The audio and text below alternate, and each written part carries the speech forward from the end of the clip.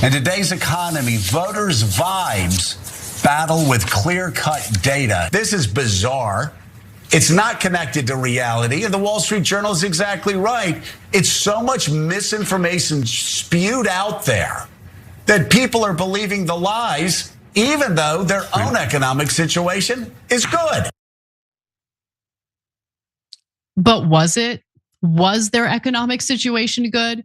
Because it turns out their economic situation wasn't good. And the metrics that were being utilized to determine whether or not the economy was working well on behalf of the American people were not the right metrics to focus on. In fact, they were skewing the economic outlook to make it appear as though things were much better than they really were. All right, let's talk about the biggest economic lie you're being fed right now. Politicians, corporate media, and so-called experts keep telling you that the economy is doing great. Low unemployment, rising GDP, inflation cooling down. But if everything is so amazing, why do so many Americans still feel financially crushed? Anna Kasparian isn't buying the hype, and neither should you. In this video, we're breaking down the real numbers behind wages, unemployment, and inflation, and exposing how the system is rigged to make things look better than they actually are. Stick around, because by the end of this, you'll see why voters are furious and why ignoring economic reality is a political disaster waiting to happen. We've seen sort of like, it's like this missing puzzle piece a lot of times, or even though we're getting positive information about the economy, voters still don't feel good. If people just feel bad, even if the metrics are telling us things aren't bad, does it feeling bad hurt Harris just because she has been in this administration for the last 4 years? In today's economy, voters' vibes battle with clear-cut data. This is bizarre. It's not connected to reality, and the Wall Street Journal is exactly right. It's so much misinformation spewed out there that people are believing the lies, even though their own economic situation is good. But was it? Was their economic situation good? Because it turns out their economic situation wasn't good. And the metrics that were being utilized to determine whether or not the economy was working well on behalf of the American people were not the right metrics to focus on. In fact, they were skewing the economic outlook to make it appear as though things were much better than they really were. And Democrats called it a vibe session and accused people of not understanding how good they had it when Joe Biden was president. So let's get to the details of what was really the case. So look, if you go by the traditional economic metrics, unemployment rate was at a mere 4.2% in November.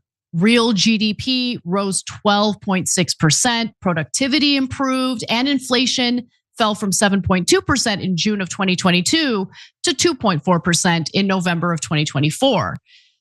But Eugene Ludwig, who's the chair of the Ludwig Institute, he named the institute after himself, didn't he?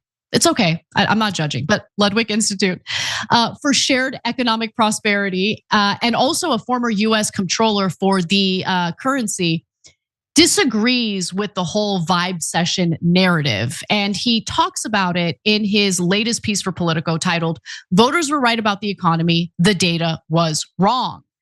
And look, this is something that drove me crazy as well. And I wanted people to understand. And when I say people, I don't mean voters. I mean the people in positions of power, the Democrats, the media. You guys are focusing on the wrong metrics.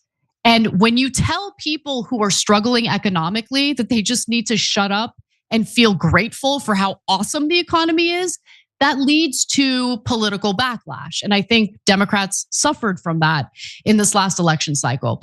So at the Ludwig Institute, he assembled a team of researchers to delve deeply into some of the most frequently cited headline statistics. And what we uncovered shocked us. The bottom line is that for 20 years or more, including the months prior to the election, voter perception was more reflective of reality than the incumbent statistics. But not because of some nefarious plot. He says that the data that was collected by government agencies was accurate and that most of the staff at these agencies were well-intentioned. But the filters used to compute the headline statistics are flawed. As a result, they paint a much rosier picture of reality than bears out on the ground. So let's start with unemployment. He uses unemployment as an example of a statistic that does mislead in multiple ways. There's a growing disconnect between official economic statistics and how people actually feel about their financial situation.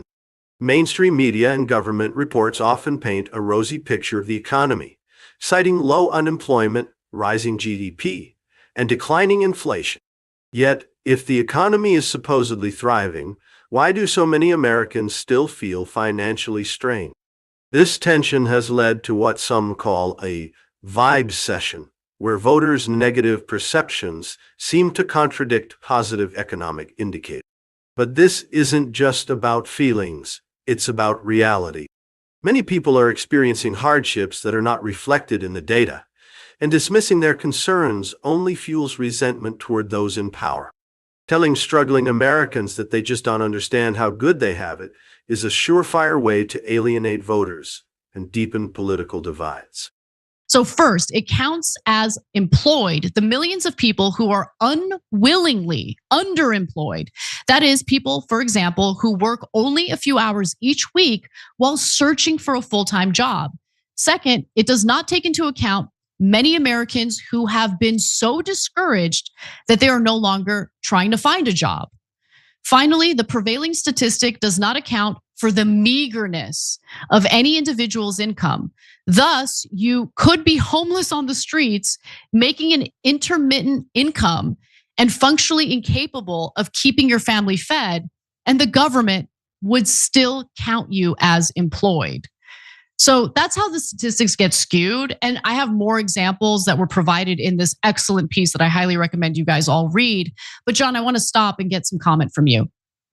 Yeah, I think it's super interesting. I think it, as you pointed out, like, you use the metrics you have, but you should also always be hoping that they will be the best. You should be updating them and all that. And it's sort of, for years we've gone back and we've said, like, very often these analyses will focus on like whether the stock market is doing well, which is an indicator of the economy, but also pointless for people who don't have any stocks. Like, it's what do you include in your equation is super important. And so they should definitely update that. What the Biden administration could have done is, at the very least, so long as those metrics, even if flawed, are consistent over time, you could potentially talk about improvement. But don't tell people, like to what Joe Scarborough was saying, regardless of whether you think the metrics are good or not, it's hardly a good strategy in any event to tell people that they're wrong about their perception of their own economic situation. Like, how the hell could that possibly ever work?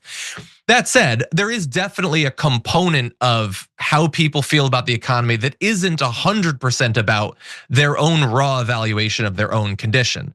And we can see a version of that play out basically every time power switches hands. I mean, you've probably seen the charts where like people's evaluation of whether the economy is good, like Democrats after Trump won, it nosedove, and for Republicans, it went up. They didn't suddenly get richer. I mean, Elon Musk did, a few of them did, but most Republicans didn't get richer, but now they suddenly think the economy is better, even though it's from one day to the next. Now, you have to dive into all that. You have to see what they think about their own condition, what they think about their area, and also the country at large. And with all the money they have flowing in these campaigns, they should be able to do all of those and tailor their messaging to fit. Yeah, and look, I will say this. After a newly elected president gets inaugurated, the partisans and hyper partisans who supported that party that is represented by the president are gonna have, they don't wanna say anything negative, right? They're so elated that they're going to support and say glowing things about the economy because they wanna support the guy they voted for. But I think an important indicator of how Americans, including Democrats, were feeling were the polling that ended up showing how terrible Democratic voters were feeling about their economic situation while Biden was in charge. And so it was frustrating to hear from members of the media and Democratic politicians who just kind of brushed that off and pretended as though these were people who didn't know what they were talking about and the economy is great. And by the way, I think part of the problem is, especially in Congress, we're talking about so many millionaires who are so disconnected from what Americans are experiencing on the ground.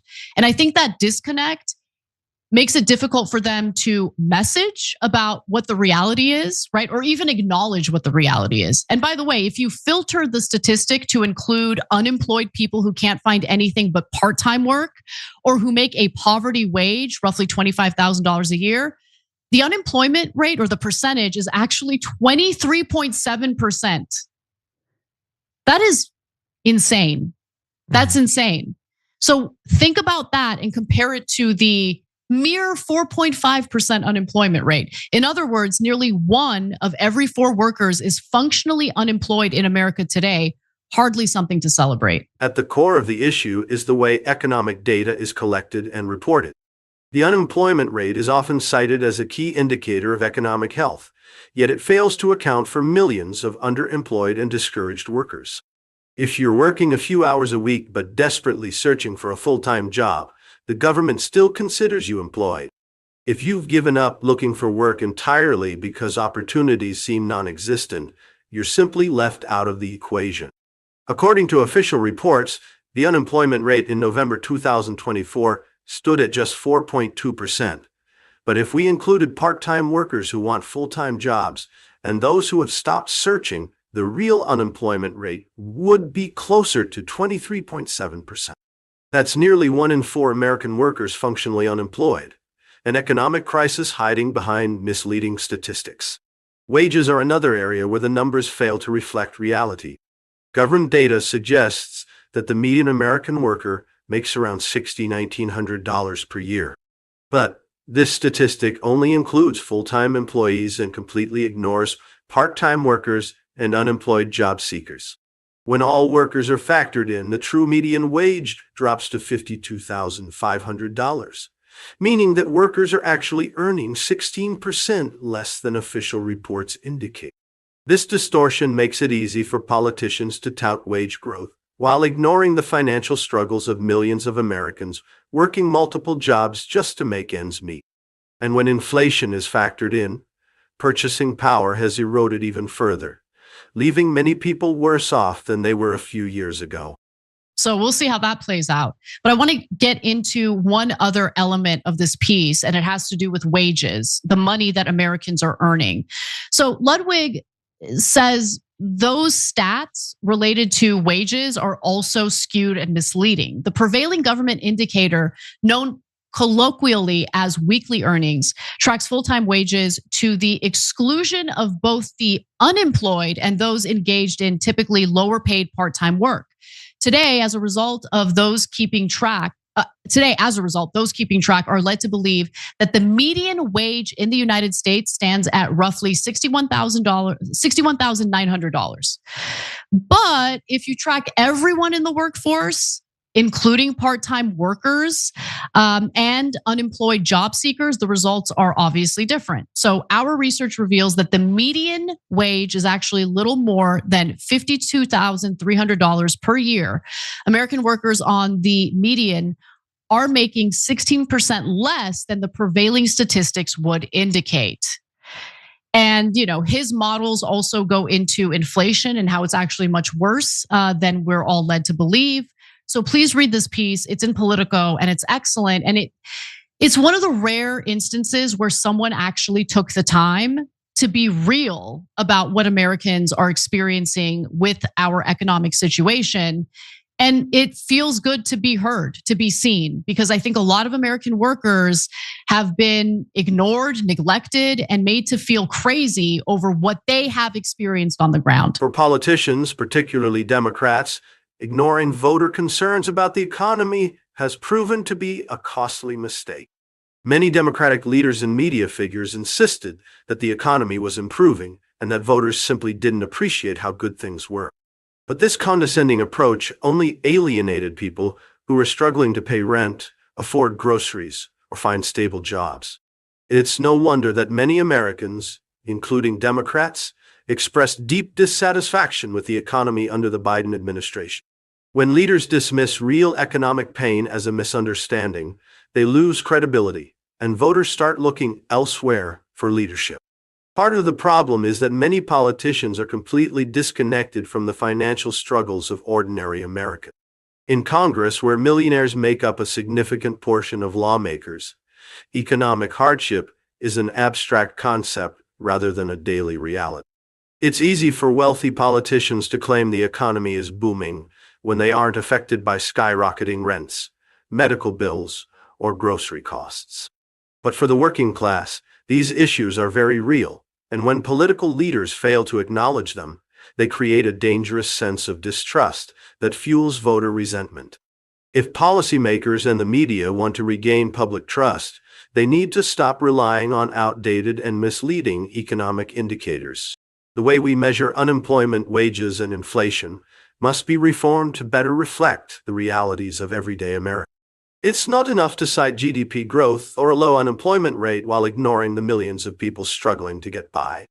Real economic success should be measured by whether people can afford to live comfortably, provide for their families, and build a secure future, not just by how well the stock market is performing. A recent analysis published in Politico makes a compelling case for rethinking economic reporting. It highlights how flawed statistical models paint an overly optimistic picture of the economy while failing to capture the experiences of those left behind. This kind of honest assessment is desperately needed if we are to have a meaningful conversation about economic policy. Americans don't want to be told they're wrong about their own financial struggles. They want solutions. And until politicians start acknowledging the real economic challenges people face, they shouldn't be surprised when voters reject their feel-good narratives at the ballot box. What do you think of today's debate? Let us know in the comments. Thank you.